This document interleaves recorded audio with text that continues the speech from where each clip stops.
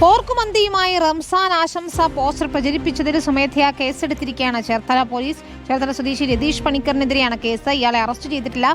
കലാപമുണ്ടാക്കുക എന്ന ഉദ്ദേശത്തോടെ പ്രകോപനമുണ്ടാക്കാൻ ശ്രമിച്ചുവെന്നതാണ് കേസ്. മനീഷ് മഹിബാലാണ് ചേരുന്നത്. മനീഷ്, ഒരു വിഷു ആശംസ അത് മന്തിയുമായി ബന്ധപ്പെട്ട് ശ്രീകൃഷ്ണനുമായി ബന്ധപ്പെട്ടുള്ള ഒരു പോസ്റ്ററിൽ തുടങ്ങിയതാണ്. ഇതിപ്പോൾ കടുത്ത വിദ്വേഷ പ്രചരണം എന്ന നിലയിലേക്ക് മാറുകയാണോ?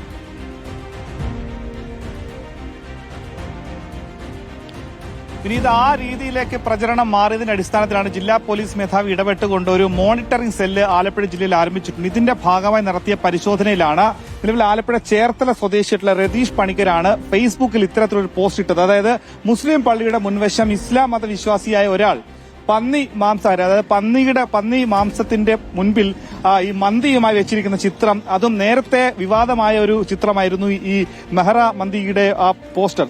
അവരുടെ തന്നെ പേരിലാണ്, വിഷു ആശംസകൾ എന്ന പേരിലാണ് അത് സമൂഹ മാധ്യമങ്ങളിൽ പ്രചരിപ്പിച്ചത്. ഇയാൾക്കെതിരെ BNS 192 നിയമപ്രകാരം, അതായത് കലാപം ഉണ്ടാക്കുക എന്ന ഉദ്ദേശത്തോടു കൂടി മനഃപൂർവ്വമായോ ദുരുദ്ദേശപരമായോ പ്രകോപനത്തിലുള്ള ഈ രീതിയിലുള്ള ചിത്രങ്ങൾ പ്രചരിപ്പിക്കുന്നതാണ് പോലീസ് കേസെടുത്ത്. ഇയാളെ നിലവിൽ അറസ്റ്റ് ചെയ്യാൻ സാധിച്ചിട്ടില്ല.